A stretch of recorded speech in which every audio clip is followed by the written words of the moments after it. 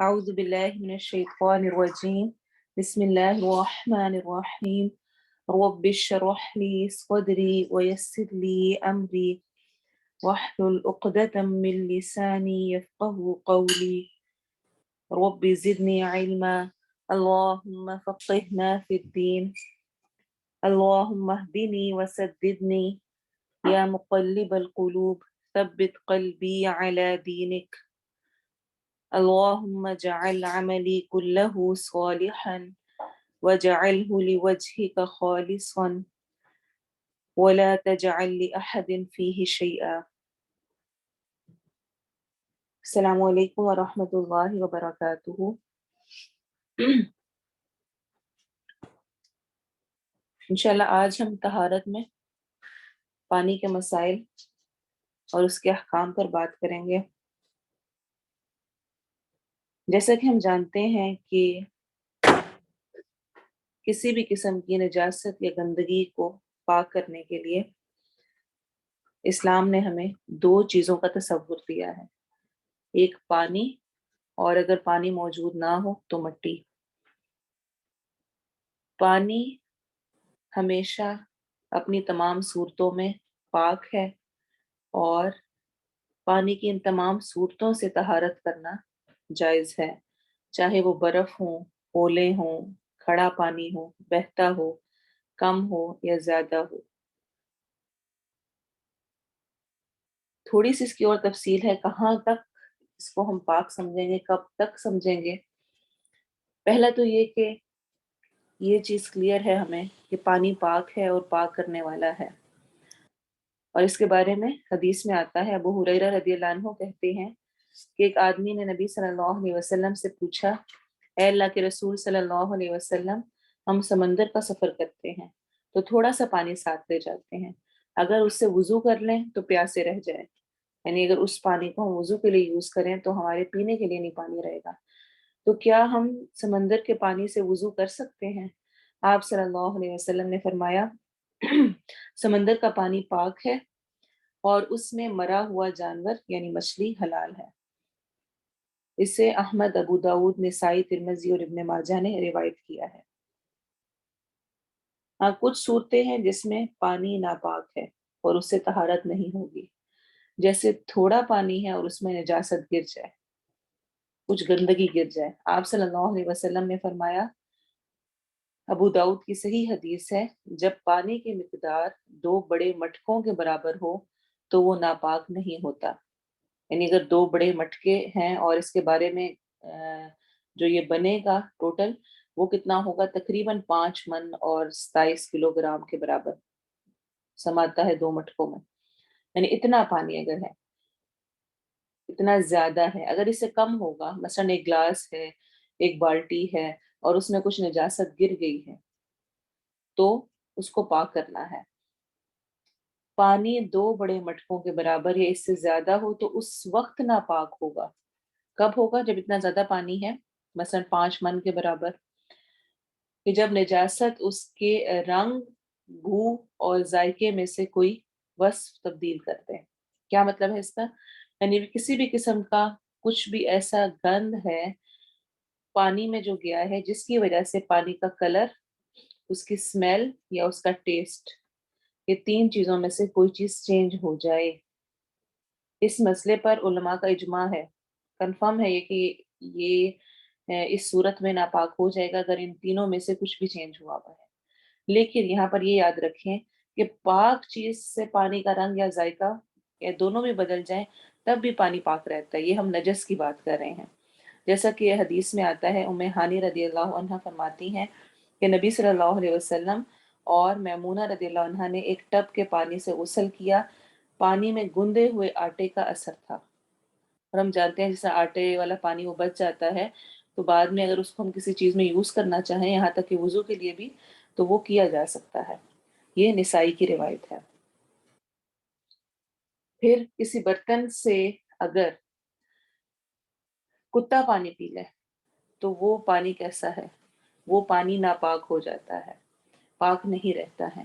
آپ صلی اللہ علیہ وسلم نے فرمایا، صحیح مسلم کی روایت ہے، جب تمہارے برتن میں کتا منہ ڈال دے تو اس چیز کو بہا دو، پھر اسے 7 مرتبہ دھو۔ 7 مرتبہ، 7 ٹائمز اس کو دھونے کا حکم دیا گیا ہے۔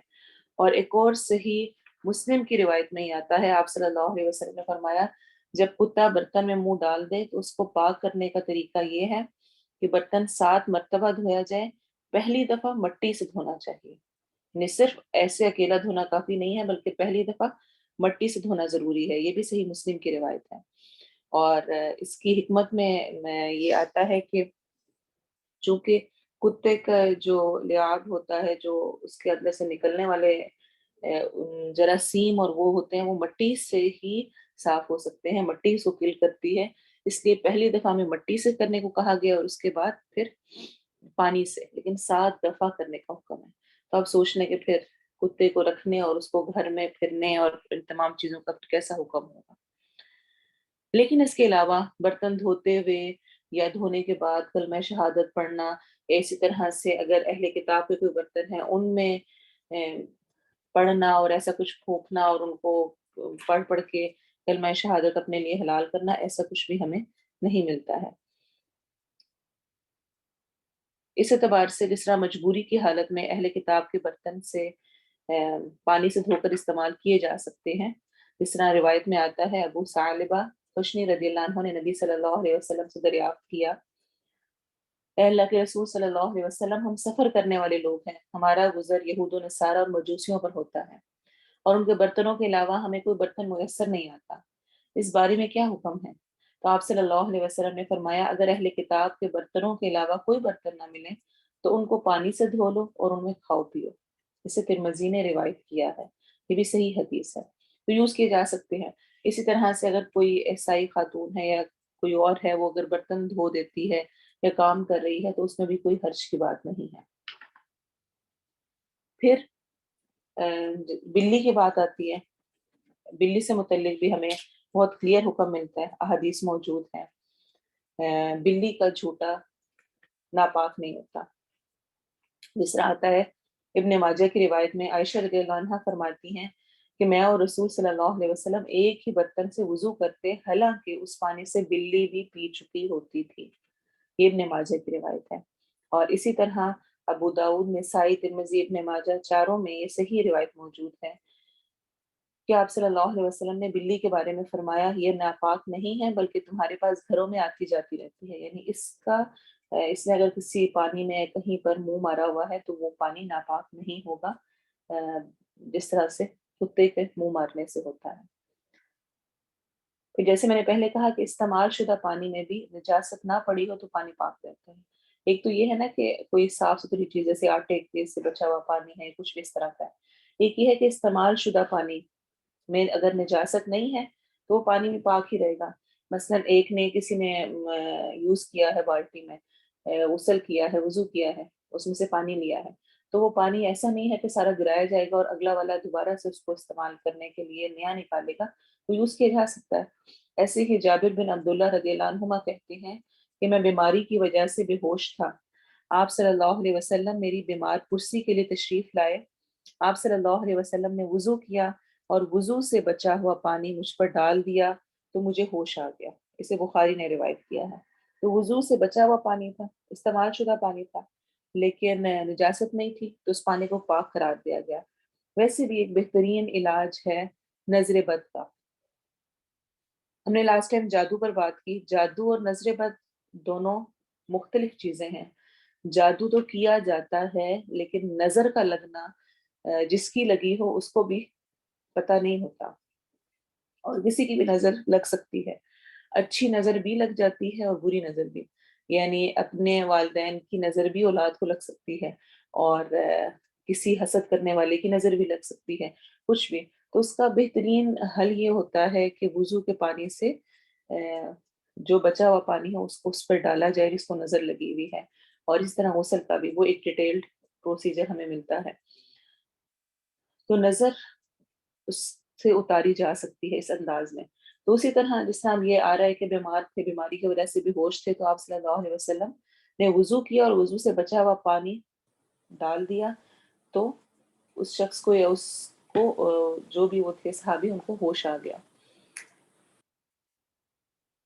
لیکن اگر کھڑا پانی ہے تھوڑی جگہ پر، اس میں کچھ بھی گندگی ڈالنے کو ایوائڈ کرنا چاہیے، جیسے کہ حدیث میں آتا ہے، جابر رضی اللہ عنہ سے روایت ہے کہ نبی صلی اللہ علیہ وسلم نے کھڑے پانی میں، یعنی جو پانی رکا ہوا ہے کھڑا ہوا ہے اس میں پیشاب کرنے سے منع فرمایا ہے۔ یہ صحیح مسلم کی روایت ہے۔ تو اس اعتبار سے تھوڑے سے ہم نے کام دیکھے ہیں، اور کچھ تھوڑی سی چیزوں کو ہم اور انشاءاللہ نیکسٹ کلاس میں ڈسکس کریں گے۔ اگر آپ کے ذہن میں کوئی کوشچن آتا ہے تو آپ اس کو ضرور شیئر کر سکتے ہیں، پوچھ سکتے ہیں، اور جس کا لگا مجھے کہ ابھی اس ٹاپک سے ریلیٹڈ ہی آنسر کرنا ضروری ہے، اس کو انشاءاللہ میں نیکسٹ کلاس میں کر دیا کروں گی، اور جس کا مجھے لگا کہ یہ ابھی نیکسٹ ٹاپکس میں آئے گا تو انشاءاللہ پھر اس کا جب موقع ہوگا، ٹاپک ہوگا، تو ہم اس کو ڈسکس کریں گے انشاءاللہ۔ ہم تھوڑا سا اب ریویو کریں گے گرامر کا۔ آپ کو یاد ہوگا ہم نے فعل مضارع کی نشانیوں میں سے 4 نشانیاں پڑھی تھی، تا یا نون الف کا شروع میں آنا فعل یعنی ورب کے سٹارٹ میں، اور ان کے آنے سے میننگ، یہ جو 4 نشانیاں آتی ہیں یہ میننگ فل ہوتی ہیں، یعنی تا کا آنے کا مطلب ہوتا ہے کہ ٹرانسلیشن میں تم ایڈ ہوگا، یا آنے کا مطلب ہوتا ہے وہ ایڈ ہوگا، نون شروع میں آ گیا تو ہم ہوگا، اور اگر حمزہ شروع میں آ گیا تو میں ہوگا۔ لیکن حمزہ میں بہت سارے لوگوں کو کنفیوژن ہوئی تھی، تو ہم نے حمزہ کی کچھ صورتیں بھی پڑھی تھی۔ تو آج ہم تھوڑی سی ایگزامپلس کریں گے تاکہ آپ کو یاد دہانی ہو جائے، اور پھر نیکسٹ ٹاپک پہ جائیں گے انشاءاللہ۔ یہ کچھ فعل مضارع کی نشانیاں ہیں اور کچھ ایگزامپلس ہیں۔ یخلق، وہ پیدا کرتا ہے یا کرے گا۔ جیسا کہ ہم جانتے ہیں فعل مضارع 2 مختلف زمانوں کا کمبینیشن ہے، پریزنٹ ٹینس اور فیوچر ٹینس، ان دونوں کو ملا کر عربک میں فعل مضارع بنتا ہے، اسی لیے اس کی ٹرانسلیشن پریزنٹ میں بھی کی جاتی ہے اور فیوچر میں بھی، یعنی وہ پیدا کرتا ہے یا کرے گا۔ ایسے ہی تخلق، تا شروع میں آ گیا تو پیدا کرتا ہے یا کرے گا۔ اخلق، میں پیدا کرتا ہوں یا کروں گا۔ ایسے ہی نخلق، ہم پیدا کرتے ہیں یا کریں گے۔ ایسے ہی آپ دیکھیں یسمع، وہ سنتا ہے یا سنے گا۔ تا لگ گیا تو سنتا ہے یا سنے گا۔ حمزہ لگ گیا شروع میں تو میں سنتا ہوں یا سنوں گا۔ آپ دیکھیں سب کے اینڈ میں، سب کے شروع میں فتح ہے، سب کے اینڈ میں ضمہ ہے، اس کو آپ نے یاد رکھنا ہے۔ نسمع، ہم سنتے ہیں یا سنیں گے۔ یعلم، وہ جانتا ہے۔ تعلم کیا ہوگا؟ تم جانتے ہو۔ اعلم، میں جانتا ہوں۔ نعلم، ہم جانتے ہیں یا جان لیں گے۔ ایسے ہی یعبدو ہے، اس میں بھی ایسے ہی ہوگا، یا لگا ہے تو وہ عبادت کرتا ہے، اور تا لگا ہے تو تم عبادت کرتے ہو۔ اعبدو، میں، اور نعبدو، ہم عبادت کرتے ہیں یا کریں گے۔ ایسے ہی یرزقو ہے، وہ رزق دیتا ہے یا دے گا۔ ترزقو، تو رزق دیتا ہے یا دے گا۔ ارزقو، میں رزق دیتا ہوں یا دوں گا، اور نرزقو، ہم رزق دیتے ہیں یا دیں گے۔ اس سب میں جو چیز غور کرنے والی ہے وہ یہ ہے کہ سٹارٹ فتح سے ہے، اینڈ ضمہ سے ہے، سیکنڈ جو لیٹر ہے اس پہ جزم آ رہی ہے، البتہ جو تھرڈ لیٹر ہے اس میں حرکت چینج ہو رہی ہے، کہیں پہ تھرڈ لیٹر پہ ضمہ آ رہی ہے، کہیں پہ فتح آ رہی ہے، اور کبھی کبھار جس اس اعتبار سے آ رہی ہوتی ہیں، تو آپ نے اس کو یاد رکھنا ہے، شروع میں فتح ہونی چاہیے، اینڈ پہ ضمہ ہونی چاہیے، تو وہ فعل مضارع ہے۔ کچھ آپ کے ساتھ میں انشاءاللہ ورڈ شیئر کروں گی، جس طرح نیکسٹ پیج پہ ہیں اس کو ہم ابھی کریں گے نہیں، آپ کو شیئر کیے جائیں گے تو آپ نے اس کی ٹرانسلیشن خود سے کرنی ہے ہوم ورک کے طور پہ انشاءاللہ۔ آج ہم نیکسٹ 2 آیات کریں گے، آیا نمبر 108 اور 109۔ پہلے اس کی تجوید کرنی ہے۔ میں نے آپ کو تجوید کے معاملے میں تھوڑا سا ریلیکس چھوڑا ہوا ہے، اور میں امید کرتی ہوں کہ آپ لوگ اس کی تمام رولز کے نشان لگا رہے ہوں گے، اور میں گروپ انچارجز سے بھی ریکویسٹ کروں گی کہ اگر آپ نہیں چیک کر رہے ہیں، نہیں پوچھ رہے ہیں، تو ضرور پوچھیں، اور جب لیسن سنیں تو آیت جتنی سنیں اس کے رول ضرور پوچھیں، جیسے کہ تریدون میں کیا ہے، یا مدہ واو مدہ ہو رہی ہے، تسألو میں اخفا ہو رہا ہے، واو مدہ ہو رہی ہے، سین کو ہم نے سیٹی کی آواز کے ساتھ پڑھنا ہے، رسولکم میں روا کو موٹا کرنا ہے، سین میں سیٹی کی آواز آئے گی، واو مدہ ہوگا، لکم کما الف مدہ، سئلہ سین میں سیٹی کی آواز، موسیٰ واو مدہ، من قبل من اخفا قب قلقلہ ہو رہا ہے۔ تو یہ اس طرح کر کے ہی اسٹوڈنٹ سے سنیں اور ضرور یاد دہانی کروائیں اور ان سے پوچھیں کہ کیا انہوں نے نشان لگائے ہیں، اور یقین مانیں کہ آپ کے اس عمل سے اور کسی کو فائدہ نہیں ہوگا مگر صرف آپ کو۔ تو اس کے اپنے فائدے کے لیے ہی اس کو بالکل نہ چھوڑیں، جتنا لیسن ہوتا ہے اس کے نشان ضرور لگایا کریں، جو سمجھ نہیں آ رہی، جو بھول گیا ہے، جو رولز آپ کو لگتا ہے کہ نہیں ہو پا رہے ہیں اور کچھ کنفیوژن ہے اس کو کلیئر کریں، تاکہ ہم انشاءاللہ نیکسٹ منتھ سے تجوید کے اگلے رولز کو بھی سٹارٹ کر سکیں۔ اس کی تلاوت سنیں اور غور سے اس کے مطابق چاہے ابھی ہی آپ نشان لگاتے جائیں ساتھ ساتھ۔ أم تريدون أن تسألوا رسولكم كما سئل موسى من قبل ومن يتبدل الكفر بالإيمان فقد ضل سواء السبيل ود كثير من أهل الكتاب لو يردونكم من بعد إيمانكم كفارا حسدا من عند أنفسهم من بعد ما تبين لهم الحق فاعفوا واصفحوا حتى يأتي الله بأمره إن الله على كل شيء قدير۔ ٹرانسلیشن دیکھیں، کیا، بالکل ویسے ہی ہے جیسے کہ ہم کرتے ہیں، یعنی کوشچن کے لیے کیا، تو کیا، تریدون تم چاہتے ہو، یہاں پہ روٹ ورڈ کی مسٹیک ہے، اصل میں روٹ ورڈ ہے اس کا را واو دال، یہاں پہ را دال دال لکھا ہوا ہے، را واو دال روت، تریدون چاہنا، تا شروع میں تم کے لیے ہے، واو نون جمع کے لیے آ رہا ہے، تم چاہتے ہو، ان کے، تسألو تم سوال کرو، تم سب سوال کرو، واو الف کی وجہ سے یہ میننگ ہے، تا شروع میں تم کے لیے ہے، کمبینیشن ہے تا پھر سأل سین حمزہ لام اور پھر واو الف، جو کمبینیشن ہے اس میں بھی یہاں پر تھوڑی سی مسٹیک ہے، سین حمزہ لام کے ساتھ یہ اصل میں ہے، یہاں پہ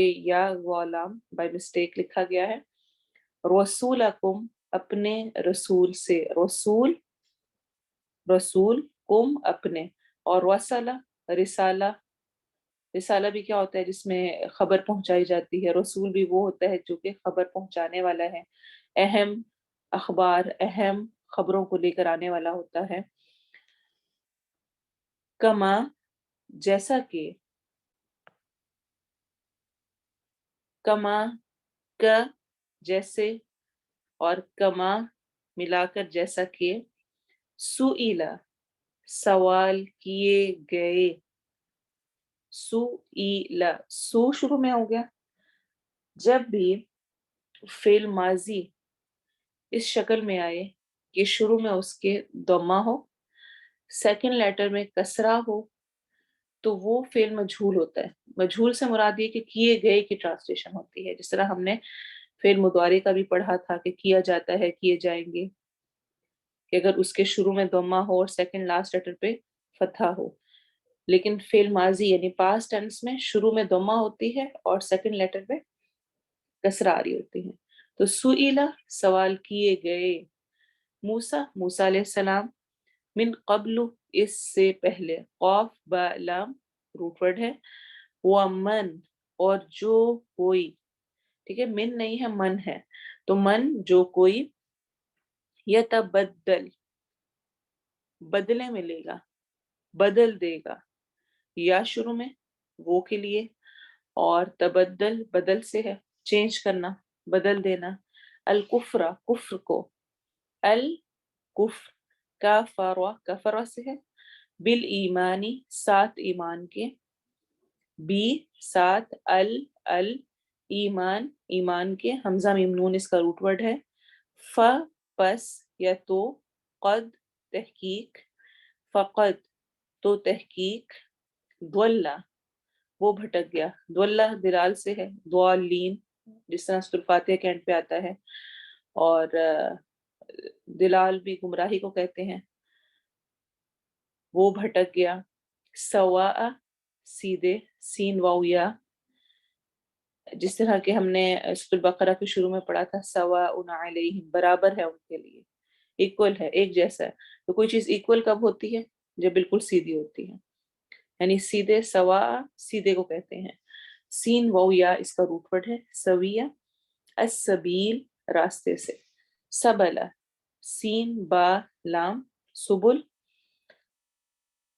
ال شروع میں خاص کرنے کے لیے پراپر ناؤن کے لیے آیا ہے، تو السبیل راستے سے، ودا چاہتے ہیں، واو دال دال اس کا روٹ ورڈ ہے، ودا چاہتے ہیں، کثیر بہت سے، کثرہ کثیر اردو میں بھی ہم پڑھتے ہیں جانتے ہیں، بہت سونے، کثیر لوگوں نے، من اہل الکتابی اہل کتاب میں سے، اہل حمزہ حالام، الکتاب میں کاف تابا کتبا ملا کے اہل کتاب میں سے، اور اہل کتاب کون ہوتے ہیں؟ جن کو کتاب دی گئی، یعنی یہود و نصارہ مراد ہیں. لو کاش، یردونکم رد کرنا کیا ہوتا ہے؟ اس نے میرا تحفہ رد کر دیا، یعنی لٹا دیا، واپس کر دیا، پھیر دیا. تو یا وہ ردو پھیر دیں، کم تمہیں، واو نون بیچ میں جمع کے لیے آ رہا ہے، تو اصل میں جو سپریشن ہے وہ کیسے ہوگی؟ یا پلس رو دال رود، اور پھر اس کے بعد واو نون اکٹھا آئے گا جمع کی نشانی کے طور پہ، اور پھر کم، وہ پھیر دیں تمہیں، من بعدی بعد با عین دال، ایمانکم تمہارے ایمان کے، امن ایمان، کم تمہارے، کفارن کافر بنا کر، حسدن حسد کی بنا پر، سین دال حسد، من اندی پاس سے، اندی ہم پڑھ چکے ہیں، نیئر فرام، من اندی پاس سے، انفسہم اپنے نفسوں کے، انفس جمع ہے نفس کی، اور انفسہم اپنے نفسوں کے یا ان کے نفسوں کے، من بعدی بعد اس کے، ما جو، تبینہ واضح ہو گیا، تا شروع میں، بینہ اصل میں واضح ہو گیا، انفسہم یعنی نفسوں کے لیے، لہم ان کے لیے، لا کے لیے، ہم ان کے، الحق حق، ال پراپر ناؤن کرنے کے لیے ہے، اسپیسیفک حق ان کو پتہ چل چکا تھا.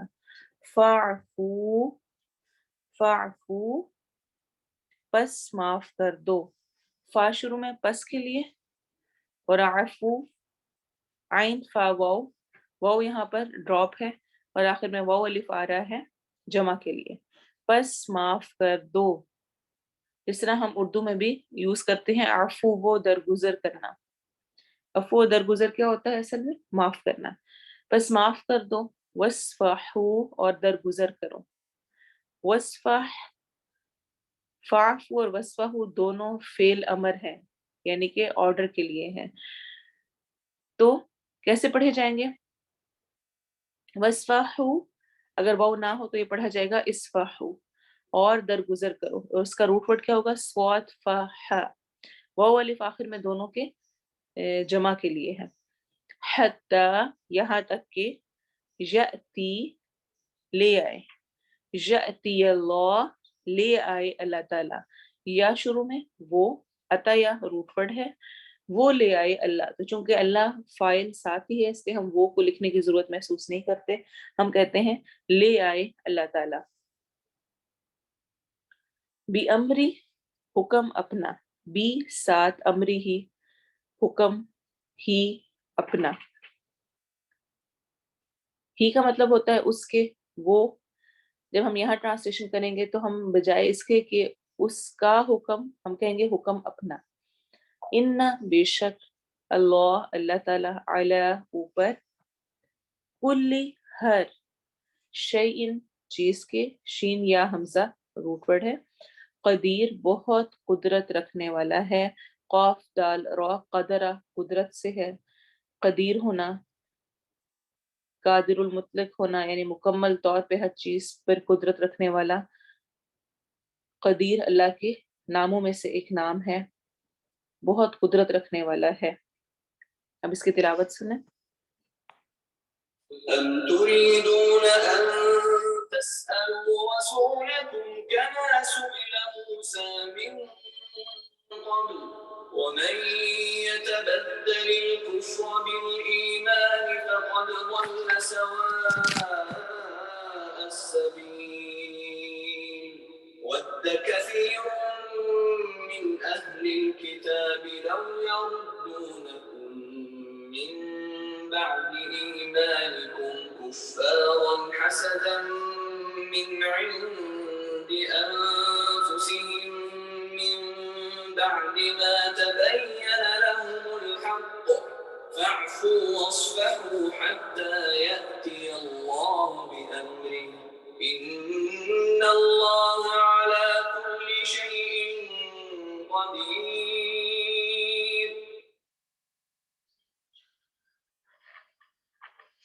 تفسیر کریں گے ہم نے لاسٹ آیات کی، آیہ نمبر 104 سے 107 تک انشاءاللہ. سورۃ البقرہ آیہ 104. اعوذ باللہ من الشیطان الرجیم. یا ایہا الذین آمنوا لا تقولوا راعنا وقولوا انظرنا واسمعوا وللکافرین عذاب علیم. اے لوگو جو ایمان لائے ہو، نہ تم کہو راعنا بلکہ کہو انظرنا، اور سنا کرو، اور کافروں کے لیے عذاب ہے دردناک. یا ایہا الذین آمنو، یہاں پر ہماری صفت ایمان کے ساتھ ہمیں پکارا جا رہا ہے. ایمان کی صفت کے ساتھ، نام کے ساتھ نہیں پکارا جا رہا. اور صفت کے ساتھ پکارا جانا ہمیشہ انسان کو اچھا لگتا ہے، جیسے کہ نبی صلی اللہ علیہ وسلم کو صادق و امین کہنا، جیسے کسی کی کسی خوبی کی وجہ سے اس کو یاد کرنا یا پکارنا، وہ اس کو زیادہ انسیت دیتا ہے، زیادہ مائل کرتا ہے، زیادہ قریب کرتا ہے، بات سننے کے لیے پیار کرتا ہے. اور یہاں پر خطاب ہے صحابہ کرام رضی اللہ عنہم سے. انہیں کیا حکم دیا جا رہا ہے؟ کہ راعنا نہ کہو. ہوتا یہ تھا کہ صحابہ کرام رضی اللہ عنہم نبی صلی اللہ علیہ وسلم سے جب مجلس میں کچھ پوچھنا چاہتے، کچھ بات کرنے کی ضرورت پیش ہوتی، تو وہ آپ کو متوجہ کرنے کے لیے کہتے راعنا. راعنا رعایت سے ہے، یعنی ہماری طرف دھیان کیجئے، کان لگائیے، بات سنیے، توجہ فرمائیے. اب کیا تھا، آپ صلی اللہ علیہ وسلم کی مجلس میں یہود بھی آتے اور ان کے زیر اثر منافقین بھی، اور وہ اپنے سلام اور کلام میں ہر ممکن طریقے سے اپنے دل کا بخار نکالنے کی کوشش کرتے اور ذو معنی الفاظ بولتے، یعنی جس کے دو مطلب بن رہے ہوں. اگر انہیں کوئی ٹوکے بھی تو کہیں نہیں ہم یہ نہیں کہہ رہے تھے، ہم وہ کہہ رہے تھے، ہمارا مقصد یہ نہیں تھا، ہمارا وہ مقصد تھا. اس طرح اکثر لوگ کرتے ہیں، اور زیر لب کچھ اور کہہ دیتے، زور سے کچھ اور کہتے، ظاہری ادب آداب برقرار رکھتے ہوئے در پردہ آپ کی توہین کرنے میں کوئی کسر نہیں چھوڑتے تھے. اس کی بے شمار مثالیں ہم جانتے ہیں. وہ حدیث بھی جانتے ہیں جس میں یہود نے آ کے السلام علیکم کہا، موت ہو تم پر، السلام علیکم کی بجائے. اور اسی طرح لفظوں کو الٹ پیر کرنا تو ان کا ویسے ہی وتیرہ تھا. ہتواتون، اور اس کو ہم پڑھ چکے ہیں کہ انہوں نے اس میں بھی کیا کیا تھا، اس کو بھی چینج کر دیا تھا. تو یہ ان کا عام رواج تھا، اور یہ اس طرح کر کے اپنی دشمنی کو نکالا کرتے ہوتے تھے. اصل میں مسئلہ کیا تھا رائنا کو کہنے میں؟ رائنا ایک اچھا ادب کا طریقہ تھا، صحابہ کرام اس کو بولتے تھے، اس لفظ میں کوئی مسئلہ نہیں تھا، بالکل ٹھیک تھا. لیکن اس کو تھوڑا سا دبا کے پڑھنے سے یا کچھ اور انداز میں پڑھنے سے اس کا میننگ چینج ہو جاتا تھا. جیسے کہ جو مسلمان تھے وہ تو کہا کرتے یا رسول اللہ صلی اللہ علیہ وسلم رائنا، اے اللہ کے رسول ہماری طرف متوجہ ہوں، بات سنیں. دوبارہ ریپیٹ کرتے، ہمیں سمجھ نہیں آئی جو آپ کہہ رہے ہیں. لیکن یہود و منافقین کہتے یا محمد رائنا، ای پہ زور دے دیتے، ای کو لمبا کر دیتے. اب رائی عربک میں کہتے ہیں گدڑی کو، یعنی جو چرواہا ہوتا ہے. اس میں کوئی حرج کی بات نہیں تھی. نبی صلی اللہ علیہ وسلم نے بکریاں چرائیں بچپن میں، اور تمام انبیاء نے چرائیں، یہ تو سنت ایک ملتی ہے. لیکن ان کا انداز تضحیق کا میز ہوتا، مذاق اڑانے والا تھا، توہین والا ہوتا تھا، اور وہ ایسے الفاظ دبا دبا کے بولتے کہ بات کچھ سے کچھ بن جاتی. یا پھر ایک طریقہ یہ کرتے کہ رائنا میں آخر میں الف کو لمبا نہ کرتے، رائنا رائنن کچھ اس طرح کہہ دیتے ہیں، جو کہ عربک میں ہی ایک قسم کی گالی ہوتی ہے. اس کا مطلب ہوتا ہے اسٹوپڈ، احمق، بیوقوف، اس طرح انداز میں بول دینا. اور اسی طرح گفتگو میں یہ ایسے موقع پر بھی بولا جاتا ہے اس طرح کر کے کہ جب یہ کہنا ہو کہ تم ہماری سنو ہم تمہاری نہیں سنیں گے، اور اس طرح کے انداز. اب ان کا ایسا رویہ اور انداز ہو سکتا ہے دیکھنے میں کسی کو نظر نہ آ رہا ہو، پتہ نہ چل رہا ہو، وہ دبی الفاظ میں اس طرح کہہ رہے ہوں، اور اگر کوئی کریکشن کی کوشش بھی کرتا تو وہ کہتے نہیں نہیں ہم نے یہ نہیں یہ کہا ہے. لیکن اللہ تعالیٰ نیتوں کو جاننے والا ہے، وہ جانتا ہے کہ کون کیا کس نیت سے کہہ رہا ہے. اسی لیے اللہ تعالیٰ نے ان کو بجائے ان کو سنانے کے اور ان پر لعن طعن کے، اللہ تعالیٰ نے مسلمانوں کو حکم دیا کہ وہ یہ لفظ بدل دیں، اور انہیں اس لفظ کے استعمال سے روک دیا گیا کہ تم یہ لفظ ہی نہ بولو. مجلس کے آداب میں جب تم نبی صلی اللہ علیہ وسلم کو بلانا چاہو تو ایسی وہ چیز ہی چھوڑ دو جس کی وجہ سے فتنہ فساد کا خطرہ ہو. اور یہ بہت ہی پیارا بہترین اصول دیا گیا ہے ہمیں زندگی کا، بجائے دوسروں سے اس بات پر لڑنے کی کہ تم نے ایسا کیوں کہا، کیوں کیا. جو سچویشن ایسے فتنے کی طرف لے کے جائے اس کو خود ہی اوائڈ کریں، خود ہی کوشش کریں کہ اس کو چھوڑ دیں، اس سے پیچھے ہٹ جائیں. ویسا جملہ ہی نہ بولیں جو کہنے میں بالکل ٹھیک ہے، ویسے سچویشن میں ہی نہ جائیں جو کہ آپ کے اعتبار سے ٹھیک ہے، کوئی مسئلے والی بات نہیں ہے، لیکن جس کی وجہ سے دوسرے کو مذاق اڑانے کا یا فتنے کا موقع ملے. بجائے اس کے یہ کہا جاتا کہ وہ ایسے کہتے ہیں اور وہ بہت برا کرتے ہیں اور ان کا اخلاق ایسا ہے اور وہ منافق ہیں، مسلمانوں کو حکم دے دیا گیا کہ تم ہی اپنا ورڈ چینج کر لو، واسمعوا اور سنا کرو، غور سے سنا کرو. اور کافروں کے لیے عذاب ہے. اس آیت میں ہمارے لیے بہت سارے سبق ہیں. ایک تو یہ کہ نبی صلی اللہ علیہ وسلم کی مجلس کا احترام سکھایا جا رہا ہے. جب اس میں بات کرنی ہے تو کیسے کرنی ہے. علمی مجالس، دین کی مجالس، قرآن و سنت کی مجالس یہ حق رکھتی ہیں کہ ان میں ادب کے ساتھ بیٹھا جائے، غور سے سنا جائے، اور ایسا کچھ نہ کیا جائے جو کہ ان کے خلاف ہو. یہ اصل میں آپ جو شخص بیٹھا ہوا ہے اس کو نہیں صرف رسپیکٹ دے رہے، بلکہ آپ اصل میں قرآن و سنت جو اللہ کی طرف سے نازل کرتا ہے وہی ہے، اس کو رسپیکٹ دے رہے ہوتے ہیں. اور سورۃ الحجرات میں تو اس کی فل ڈیٹیل موجود ہے کہ آپ صلی اللہ علیہ وسلم کے ساتھ مجلس میں کیسا ہونا ہے. جیسے کہ آواز بھی اونچی نہیں کرنی، ہمیں سورۃ الحجرات بتاتی ہے. نبی صلی اللہ علیہ وسلم کی مجالس میں آواز کو اونچا کرنے سے بھی منع کیا گیا. اور یہ کہا گیا کہ ایسا نہ ہو کہ تمہارے سارے اعمال ہی غارت ہو جائیں، سب کچھ ختم ہو جائے آوازیں اونچی کرنے کی وجہ سے۔ اچھا آج کل کیا ہے؟ آج کل کیا نبی صلی اللہ علیہ وسلم کی مجلس کے اعتبار سے خاص طور پہ یہ دھیان رکھنے کی ضرورت ہے، جیسے کہ ہم روزہ رسول پر جاتے ہیں، اور یاد رکھیں وفات کے بعد بھی آپ صلی اللہ علیہ وسلم کا احترام برقرار ہے، وہ رولز برقرار ہیں، ہمیں اس کا خیال رکھنے کی ضرورت ہے۔ روزہ رسول پر جا کر بھی کسی بھی اعتبار سے اونچی بولنا، دھکم پیل کرنا، لڑائی جھگڑا کرنا، وہاں کے احترام میں خلل پیدا کرنا، اس سے بہت زیادہ ڈرنا چاہیے کہ یہ وعید دی گئی ہے کہ کہیں تمہارے سارے اعمال غارت ہی نہ ہو جائیں۔ آپ سوچیں ہم گئے ہیں وہاں پہ ثواب کی نیت سے، بڑی محبت کے ساتھ، لیکن وہاں بے ادبی کر رہے ہیں، بھاگتے جا رہے ہیں، چیختے جا رہے ہیں، دھکم پیل کر رہے ہیں، مجھے جگہ مل جائے، اونچی اونچی دعائیں اور تنی کیا کہ کچھ پڑھنے لگے ہوئے ہیں اپنی طرف سے کہ ہمیں وہاں پہ بڑا ثواب ملے گا اور یہاں پہ بڑی دعائیں قبول ہوں گی، اور وہ نہ ہو اور اس کی بجائے سارے اعمال غارت ہو جائیں وہاں پر بے ادبی کرنے کی وجہ سے۔ نبی صلی اللہ علیہ وسلم کی مجالس کا خاص احترام ہمیں باقاعدہ طور پہ سکھایا گیا ہے، اور یہ احترام آپ کے مرنے کے بعد بھی یاد رکھیں برقرار ہے، اس چیز کا ضرور خیال کیا جانا چاہیے۔ باقی جو تفصیلات ہیں وہ انشاءاللہ آئندہ جب سورہ حجرات آئے گی اور اللہ نے موقع دیا تو ہم اس میں اور ڈیٹیل سے ڈسکس کریں گے۔ پھر ایک اور بات یہ کہ دوسری قوم کی مشابہت سے بھی منع کیا گیا ہے۔ کچھ مفسرین اس سے یہ بھی نتیجہ نکالتے ہیں اس آیت سے کہ یعنی جن الفاظ کے ساتھ وہ ذکر کر رہے تھے اللہ تعالیٰ نے اس کو پسند نہیں کیا، چاہے وہ چینج کر کے جیسے جو بھی بنا رہے تھے، جو بھی نیت تھی، تو الفاظ تک میں مشابہت پسندیدہ نہیں ہے یہود و نصارہ سے۔ اور اس کی دلیل وہ حدیث ہے جس میں آپ صلی اللہ علیہ وسلم نے فرمایا من تشبہ بقوم فہو منہم، جو کسی قوم کی مشابہت اختیار کرتا ہے، ان کی طرح کا بنتا ہے، وہ ہم میں سے نہیں ہے۔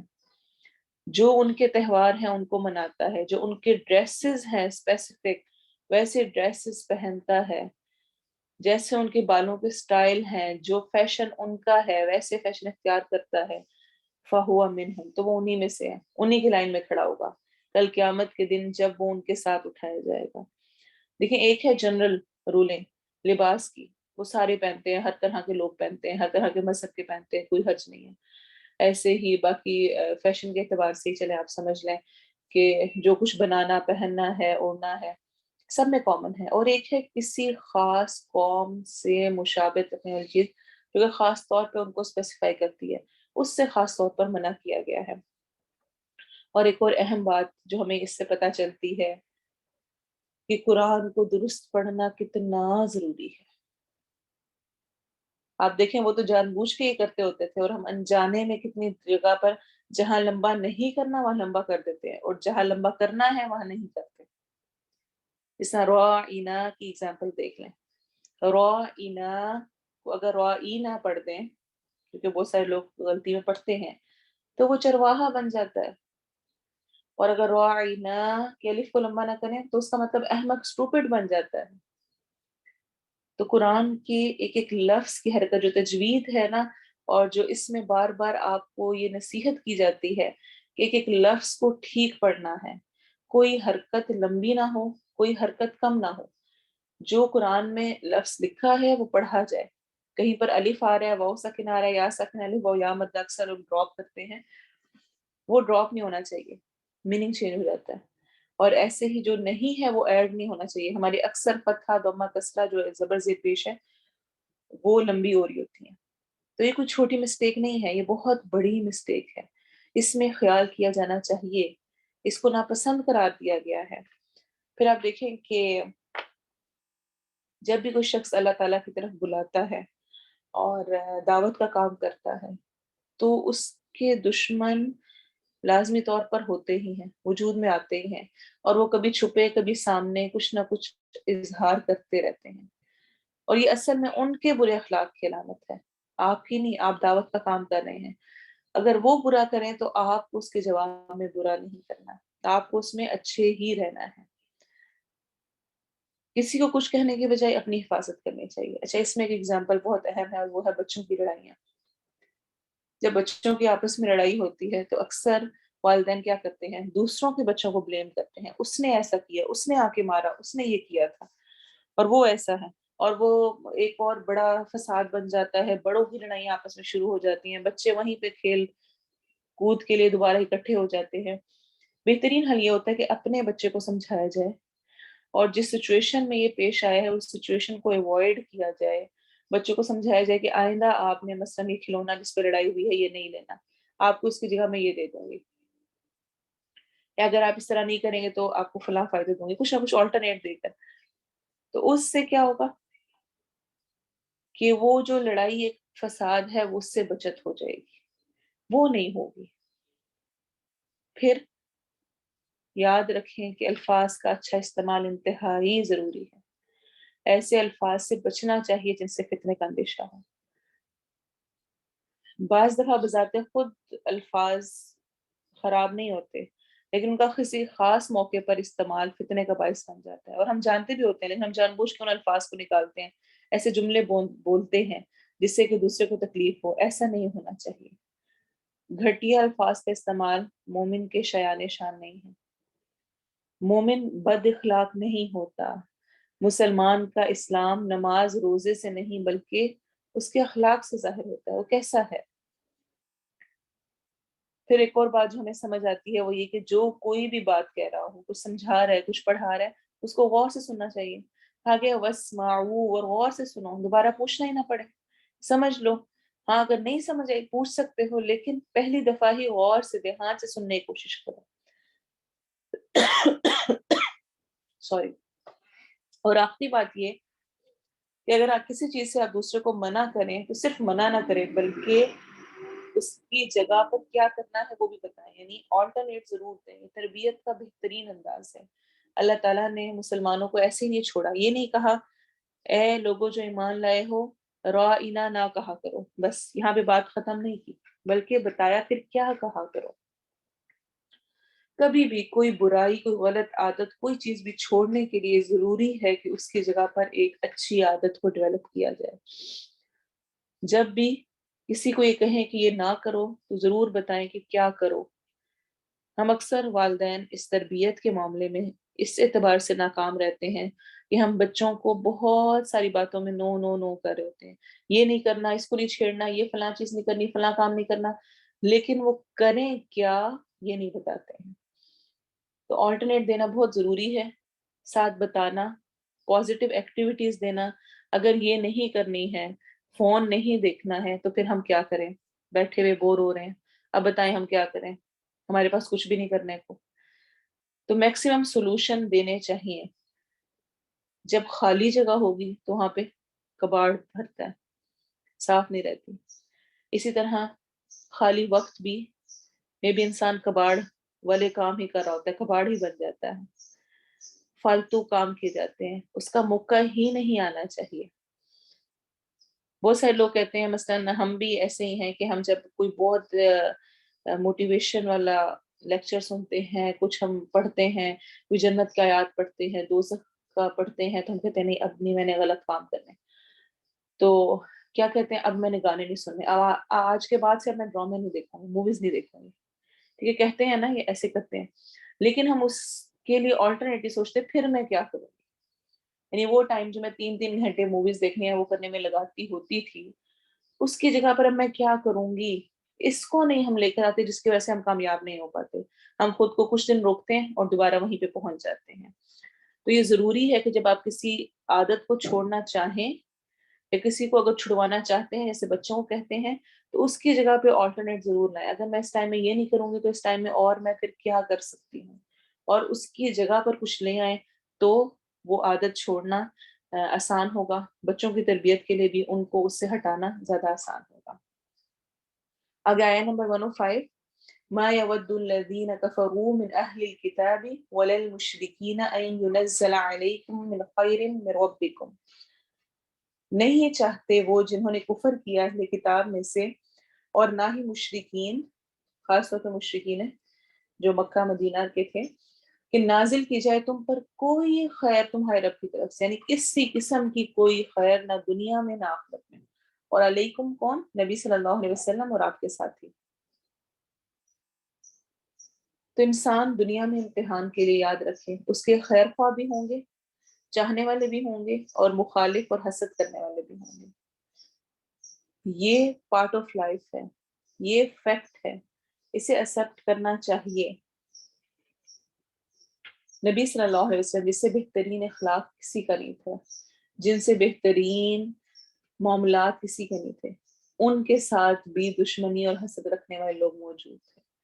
تو ضروری نہیں ہے کہ اگر کوئی آپ سے دشمنی رکھتا ہے، حسد کرتا ہے یا ٹونٹ کرتا ہے، آپ کو تنگ کرتا ہے، تو لازمی آپ برے ہی ہیں تو ہی وہ آپ کو کر رہا ہے، یا آپ خراب ہی ہیں. اکثر لوگ اسی پر دل چھوٹا کر کے اور مائنڈ کر کے بیٹھ جاتے ہیں، نہیں میں تو اچھی نہیں، مجھ سے تو سارے خوش ہی نہیں ہوتے ہیں، راضی نہیں ہوتے ہیں. نا کہ ہر کوئی راضی نہیں ہو سکتا کبھی بھی.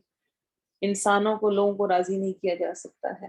رب کو راضی کریں، اللہ خود لوگوں کو راضی کر دے گا. تو اللہ تعالیٰ کیا فرما رہے ہیں کہ مشرکین اور اہل کتاب چاہتے ہیں، وہ کسی طور پر نہیں چاہتے ہیں کہ تمہیں کسی قسم کی کوئی خیر ملے، تم پر کوئی خیر نازل ہو. اور ایسے کون ہوتے ہیں؟ جو کہ برا چاہنے والے ہیں، حسد کرنے والے ہیں. انہیں ہوتا ہے کہ بس کچھ بھی ان کو خیر نہ ملے. تو اگر آپ کی زندگی میں کوئی ایسا شخص ہے جو کہ دشمنی رکھتا ہے، حسد کرتا ہے، تو اس کو ایکسیپٹ کرے، یہ زندگی کا حصہ ہے. خیر خواہ ہوں گے، اچھے لوگ ہوں گے، آپ کا ساتھ دینے والے ہوں گے، تو ایسے بھی ہوں گے جو آپ کے پاؤں کھیڑنے والے ہیں. اور یہاں پر یہ بات یاد رکھیں، اتنی خوبصورت آیت ہے. اللہ تعالیٰ نے آگے کیا بیان کر دیا؟ وَاللَّهُ يَخْتَصُّ بِرَحْمَتِهِ مَن يَشَاءُ، اور اللہ وہ خاص کر لیتا ہے اپنی رحمت سے جسے وہ چاہتا ہے. تو کسی کے حسد یا دشمنی سے میرا کوئی نقصان نہیں ہو سکتا. اگر کوئی کسی کا برا چاہتا ہے تو وہ کچھ بھی نہیں کر سکتا. یہ تو اللہ کے ہاتھ میں ہے. اللہ کیا فرما رہے ہیں؟ اللہ ہے جو خاص کر لیتا ہے اپنی رحمت سے جس کو چاہتا ہے. جس کو چاہتا ہے اپنا فضل دے دیتا ہے، اپنی رحمت دے دیتا ہے. اور خاص طور پہ یہاں پر نبی صلی اللہ علیہ وسلم کو نبوت کا ملنا ہے، جس سے کہ یہود حسد کیا کرتے ہوتے تھے، اور قرآن کی نعمت کا ملنا ہے. تو وہ تو اللہ جسے چاہتا ہے چن لیتا ہے. کسی کے کہنے سے، کسی کے حسد سے، کسی کی دشمنی سے، کسی کے کچھ چاہنے سے کہ اس کا گھر برباد ہو جائے، اس کا گھر اچھا نہ رہے، ان میں لڑائیاں ہو، وہ ہو، یہ ہو، وہ ہو، جو کچھ مرضی کہتا رہے کوئی، جب تک اللہ کا حکم نہیں ہے کچھ بھی نہیں ہوگا. یاد رکھیں. اس لیے پختہ اللہ پہ توکل رکھنا چاہیے. خام کا خوف اور وسوسے نہیں رکھنے چاہیے، پتہ نہیں کیا ہو جائے گا، فلاں کیا کر دے گا، وہ تو بڑا میرے پیچھے پڑا ہوا ہے، اس نے تو میرا گھر توڑ دینا ہے، ہمیں دشمنی کر دینی، یہ ہو جانا ہے، وہ ہو جانا ہے. کچھ بھی نہیں ہو سکتا. اور اس کے بارے میں بہت پیاری حدیث ہے. اس کا مفہوم میں آتا ہے کہ اگر ساری دنیا مل کر بھی کسی انسان کو فائدہ دینا چاہے اور اللہ نہ چاہے تو کوئی اس کو ذرا برابر فائدہ نہیں دے سکتا. اور اگر ساری زمین کے تمام لوگ مل کر کسی کو نقصان پہنچانا چاہیں اور اگر اللہ نہ چاہے تو وہ ذرا برابر اس کو نقصان نہیں پہنچا سکتے. اس پر توکل رکھیں کہ کوئی کچھ نہیں کر سکتا مگر اللہ کا حکم ہے. واللہ ذو الفضل العظیم، اور اللہ فضل والا ہے بہت بڑے. سارا فضل، ساری رحمت، سب کچھ اللہ کے ہاتھ میں ہے.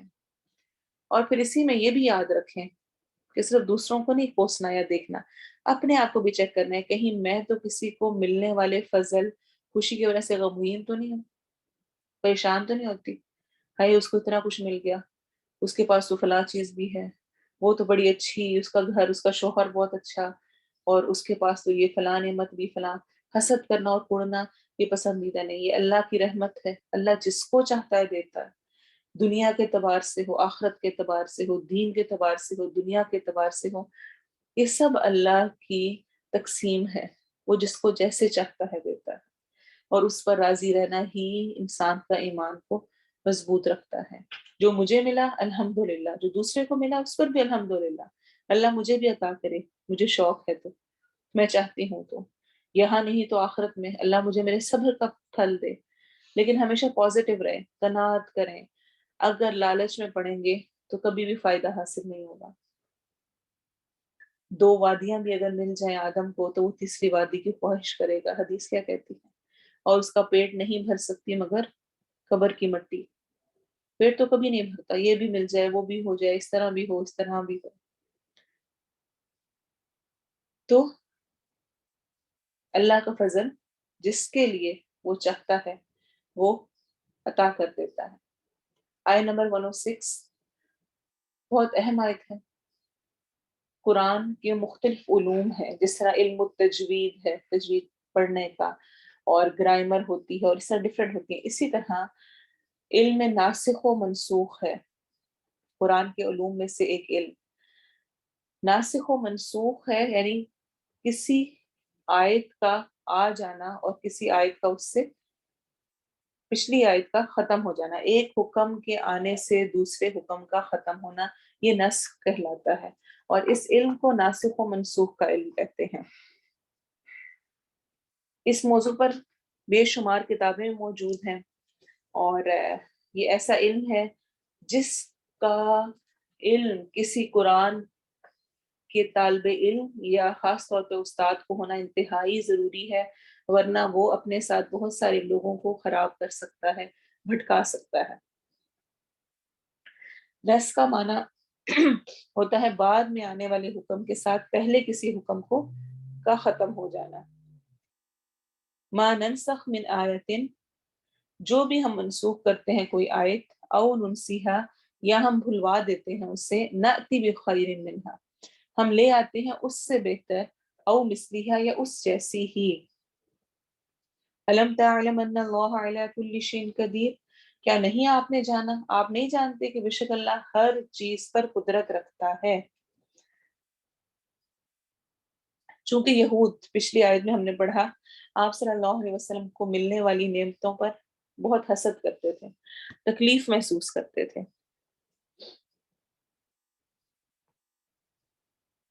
تو اس تکلیف اور اس حسد کی وجہ سے وہ طرح طرح کے اعتراضات کرتے رہتے، غیظ و غضب نکالتے رہتے، آپ کی نبوت کو مشتبہ کرتے، یعنی شکوک و شبہات لوگوں میں پھیلاتے تاکہ لوگ آپ صلی اللہ علیہ وسلم کی بات ہی کو نہ سنیں. انہی اعتراضات اور شکوک و شبہات میں سے ایک یہ بھی تھا کہ اگر نبی صلی اللہ علیہ وسلم اللہ تعالیٰ کے رسول ہیں، وہ کہتے، اور قرآن سچی کتاب ہے، تو پھر کیوں ایسا ہے کہ کچھ احکامات ایسے ہیں جو قرآن میں مختلف ہیں، تورات انجیل میں اور کچھ تھا، یا کچھ قرآن میں ایسے احکام بھی ہیں کہ ایک حکم آتا ہے پھر اس کی جگہ کوئی اور آ جاتا ہے، وہ والا منسوخ ہو جاتا ہے، ختم ہو جاتا ہے. اگر یہ اللہ کی کتاب ہے اور واقعی سچی کتاب ہے تو ایک ہی دفعہ آخری بات کیوں نہیں نازل ہو جاتی؟ یہ کیوں ہوتا ہے پہلے کوئی اور حکم آیا پھر اس کو چینج کر دیا گیا پھر دوسرا حکم آ گیا، اور اس طرح کی باتیں کر کے وہ شکوک و شبہات ڈالتے. اور اصل میں نس کے بے شمار فوائد ہمیں ملتے ہیں. نس یا ناسخ و منسوخ کا علم ایسا علم ہے جو کہ صرف امت محمدیہ میں ہی نہیں آیا بلکہ یہ تمام پچھلی امتوں میں بھی موجود تھا، اور اس کے حکمتیں اور فوائد ہمیں ملتے ہیں. جب پہلا حکم اللہ تعالیٰ کا آیا تھا تو اس وقت ہی اس کا ہونے میں عین حکمت تھی، بعد میں اس جیسے یا اس سے بہتر دوسرے حکم کی ضرورت تھی تو اللہ نے وہ جاری کر دیا. اصل میں اس کے جو حکمت اور فوائد میں آتا ہے وہ یہ کہ ایک تو یہ کہ اللہ تعالیٰ عاجز نہیں ہے، وہ جو چاہے کر سکتا ہے. اس لیے آیت کا اینڈ کہہ رہا ہے کیا تم نہیں جانتے کہ اللہ ہر چیز پہ قادر ہے، وہ جو چاہے حکم لے اور جو چاہے اس کو کینسل کر دے. یہ اللہ تعالیٰ کی مرضی ہے. ایک تو اللہ کی قدرت، اللہ کے قادر ہونے پر دلیل ہے کہ اللہ تعالیٰ جو چاہتا ہے کرتا ہے. یہ بتانا اصل میں مقصود ہے. یمحو اللہ ما یشاء ویثبت، قرآن میں ایک جگہ کا اللہ جسے چاہتا ہے مٹا دیتا ہے، جسے چاہتا ہے ثابت قدم رکھتا ہے، یعنی کہ اس کو باقی رکھتا ہے. پھر اس میں لوگوں کا امتحان بھی مقصود ہے، کون واقعی اطاعت کرنے والا ہے. پہلے جو حکم آیا تھا اس کو ماننے والا کون ہے، بعد والے کو ماننے والا کون ہے. تحویل قبلہ کی اگزامپل لے لیں. پہلے بیت المقدس کی طرف حکم دیا گیا، آپ صلی اللہ علیہ وسلم کا دل تھا کہ وہ کعبے کی طرف منہ کریں، ان کے قبلے کی ڈائریکشن وہ ہو، لیکن آپ نے بیت المقدس کی طرف منہ کر کے نماز پڑھی کیونکہ اللہ کا حکم آیا تھا. اور جب اللہ نے چاہا اس کو چینج کر کے واپس کعبے کی طرف کر دیا. تو کیا اصل میں اس کی غرض تھی کہ جو اللہ حکم دیتے ہیں کیا اہل ایمان اس کو واقعی ماننے والے ہیں یا نہیں. چیک تھا، آزمائش تھی، ٹیسٹ تھا. پھر بدلتے حالات و واقعات کے مطابق احکامات آتے ہیں. ایک حکم ایک وقت میں مناسب ہوتا ہے لیکن ہمیشہ کے لیے مناسب نہیں ہوتا. اس کا یہ مطلب نہیں ہے کہ جب پہلے آیا تھا تو وہ پہلے ہی ٹھیک نہیں تھا، پہلے ہی اینڈ والا آ جاتا.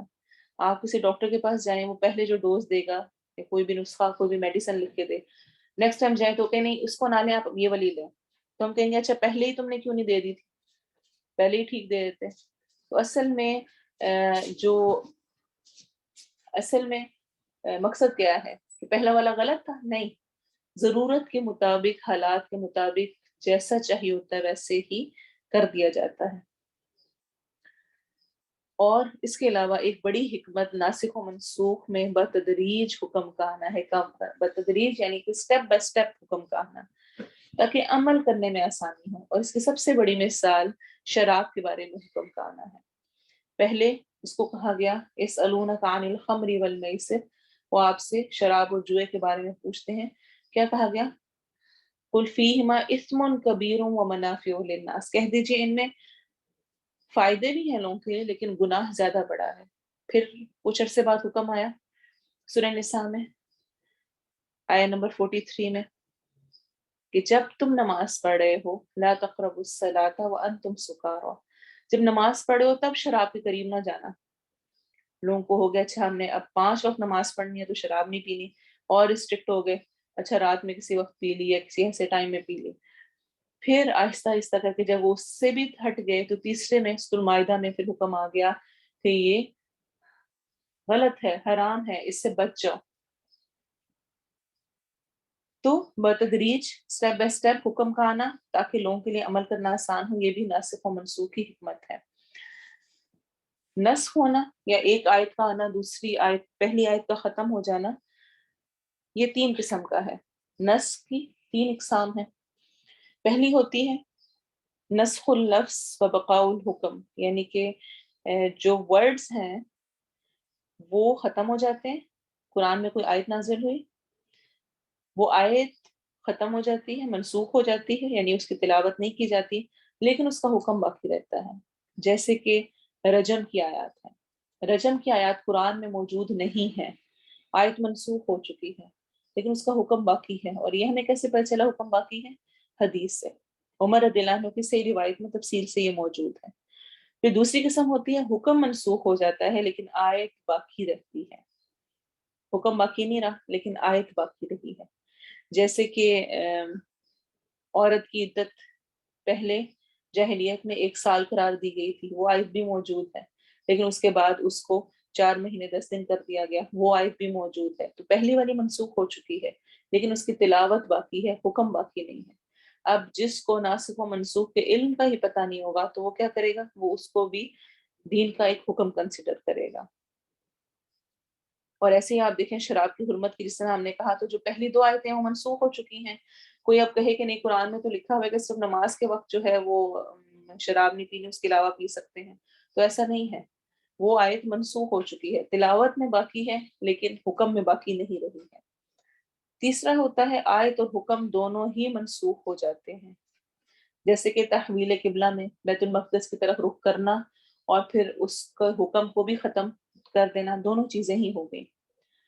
تو قرآن سے قرآن بھی منسوخ ہوتا ہے، جیسے کہ ان کو گھر رکھنے کا حکم دیا گیا پہلے، تو انہیں گھروں میں بند کر دینا ہے جو زنا کرنے والی عورتیں ہیں، اور بعد میں ان کو 100 کوڑے مارنے کا حکم آ گیا۔ تو قرآن سے ہی قرآن کا نسخ موجود ہوتا ہے، یا قرآن کے ساتھ سنت کے نسخ کی مثال ہوتی ہے، سنت میں کوئی حکم تھا اس کو قرآن نے منسوخ کر دیا۔ جیسے کہ شروع میں روزے کی حالت میں مغرب کے بعد سو جانے کے بعد کھانا پینا اور بیوی کے پاس جانا منع تھا، لیکن بعد میں اللہ تعالیٰ نے فرمایا فَالْآنَ بَاشِرُوهُنَّ، اب تم جا سکتے ہو، اور اس بقرہ کی آیت نمبر 187 میں ہے۔ پھر اسی طرح سنت کے ساتھ سنت بھی منسوخ ہونے کی مثال ملتی ہے ہمیں، یعنی صرف قرآن کی آیات ہی قرآن سے منسوخ نہیں ہوتی بلکہ حدیث بھی ہوتی ہے، جیسا کہ آپ صلی اللہ علیہ وسلم نے فرمایا، اور یہ صحیح مسلم کی روایت ہے، میں نے تمہیں قبروں کی زیارت سے منع کیا تھا، سو ان کی زیارت کرو، اور میں نے تمہیں 3 راتوں سے زیادہ قربانیوں کے گوشت ذخیرہ کرنے سے منع کیا تھا، سو انہیں رکھو اور جب تک تمہاری مرضی ہو، یعنی تب تک تم کھا سکتے ہو، اس میں کوئی حرج کی بات نہیں ہے۔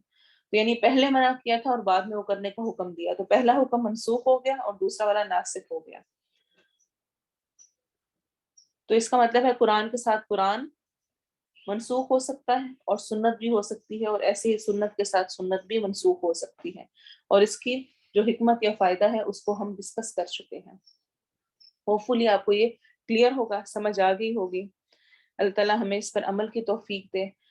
آپ نے اس کی تلاوت سننی ہے، اور اس سے پہلے میں ریمائنڈر دوں گی کہ اسلامی کیلنڈر کے اعتبار سے نیا سال شروع ہوا ہے، محرم شروع ہوا ہے، اور یہ حرام مہینوں میں سے ایک مہینہ ہے جس میں کسی قسم کے لڑائی جھگڑے اور فساد سے منع کیا گیا ہے، اور اصل میں یہ ہماری ٹریننگ کے لیے ہے کہ ہم اس میں ٹریننگ کر کے باقی سارے سال میں بھی خود کو اس طرح کے فساد، برے اخلاق اور لڑائی جھگڑے سے محفوظ رکھیں۔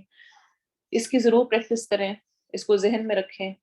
محرم حرام کی گئے سے حرمت والا مہینہ ہے، اس کو حرمت والا ہی رکھنا چاہیے، اور اس کی 10 کو خاص طور پر روزہ رکھنا اس کا حکم ہے، جس کو یوم عاشورہ کہا گیا ہے۔